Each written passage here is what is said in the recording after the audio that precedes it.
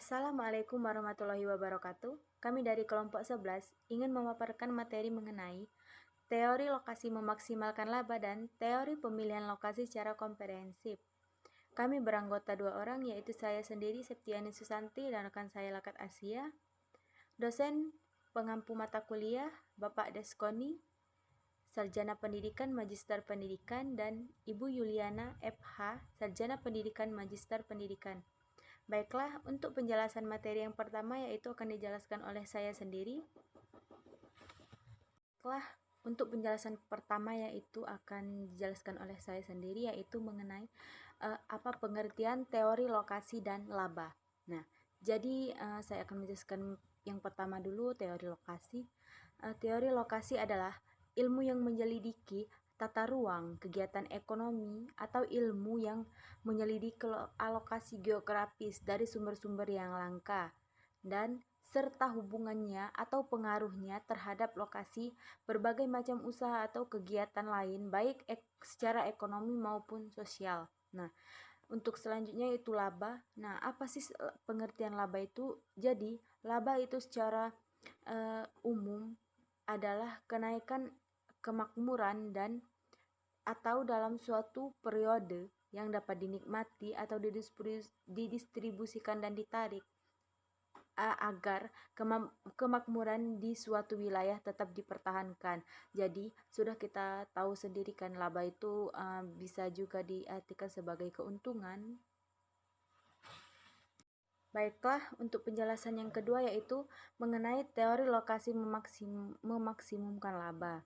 Nah, di sini ada beberapa menurut ahli teori lokasi memaksimumkan laba, yaitu yang pertama T. Weber, yaitu menurut T. Weber dari sisi produksinya melihat lokasi yang memberikan ongkos terkecil. Nah, yang kedua itu menurut teori loss, sisi permintaan melihat pada penerimaan maksimal yang dapat diperoleh. Yang ketiga T. Weber dan T. Loss. Nah, jadi digabungkan. Jadi menurut mereka itu lokasi memberikan keuntungan, memaksimalkan secara setelah memperhatikan lokasi yang menghasilkan ongkos terkecil dan lokasi yang memberikan penerimaan terbesar. Nah, untuk yang selanjutnya menurut D.M. Smith dengan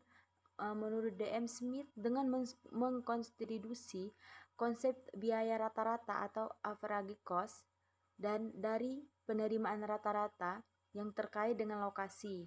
Dengan asumsi jumlah produksi adalah sama, maka dapat kurva per unit produksi yang bervariasi dengan lokasi. Yang mana pada gambar bisa kita lihat pada gambar 2.1 yaitu lokasi yang memberikan keuntungan maksimal. Nah, di lokasi yang memberikan keuntungan maksimal ini ada antara A dan B. Yang optimal adalah pada titik O, lebih ke kiri dan dari titik A, atau lebih ke kanan dari titik B. Perusahaan akan menderita kerugian. Lalu, pemilihan lokasi bukanlah bentuk garis secara kontinu. Pemilihan itu bersifat diskret, artinya akan ada pilihan beberapa lokasi di masing-masing lokasi yang dapat dibuat pasangan average cost dan average revenue pada lokasi tersebut. Terima kasih kepada Saudari Septiani. Di sini saya Lekat Asia akan melanjutkan penjelasan tentang pada teori lokasi ini ada beberapa alasan dalam memaksimalkan laba, yaitu yang pertama di sini adalah prinsip keselamatan. Nah, George Stingler menyatakan bahwa perusahaan yang selamat sepanjang masa adalah perusahaan yang mencari laba tertinggi atau laba yang terbaik secara efisien. Nah, unit usaha yang tidak berorientasi pada laba akan tergilas oleh perusahaan yang lebih labanya tertinggi atau efisien. Nah, yang kedua di sini adalah laba yang rendah mengundang pengambil ahlian perusahaan. Harga saham akan jatuh atau rendah jika manajemen gagal menjalankan usahanya dengan efisien atau mendapatkan laba yang tertinggi. Baiklah, penjelasan selanjutnya di sini adalah tentang teori pemilihan lokasi secara komprehensif. Nah, apabila suatu pengusaha hendak membangun atau mengembangkan sebuah usaha baru pada lokasi tertentu, pengusaha harus melakukan apa yang dinamakan studi kelayakan finansial. Nah, dalam melakukan sebuah studi kelayakan finansial, selain melakukan hitungan atas data masa kini, pengusaha harus pula dibuat berbagai proyeksi yang hasilnya turut menentukan hasil perhitungan akhir. Nah, adapun di sini langkah-langkah yang perlu dilakukan adalah memilih lokasi secara komprehensif. Yang pertama adalah memilih di negara mana lokasi usaha tersebut yang paling menguntungkan. Nah, faktor yang dipertimbangkan di sini antara lain adalah ketersediaan bahan baku, upah buruh, jaminan keamanan, fasilitas penunjang, daya serap pasar lokal, dan aksibilitas dari tempat produksi ke wilayah pemasaran yang dituju. Kemudian yang kedua, memilih provinsi mana, kemudian kabupaten mana. Di sini pengusaha dalam memilih daerah perlu diperhatikan perbedaan kebijakan pemerintah daerah setempat terhadap kegiatan usaha. Nah, setelah berlakukan otonomi daerah, kebijakan pajak dan retribusi daerah bisa sangat berbeda antara satu daerah dengan daerah lain yang lain. Yang ketiga di sini adalah pada tingkat pemilihan lokasi, penetapan lokasi industri terkait dengan dua sudut pandang. Nah, yaitu pengusaha dan pemerintah. Pengusaha melihat lokasi dari sudut keuntungan maksimum jangka panjang yang dapat diraih. Nah, akan tetapi di sini pemerintah selain melihat perusahaan akan berkembang apabila memilih lokasi, di situ juga memperhatikan efisiensi pemakaian ruang. Artinya untuk setiap lahan yang tersedia dipilih kegiatan apa yang paling cocok di situ, yang menjamin keserasian pemakaian lahan secara nasional dan memberikan nilai tambah yang optimal.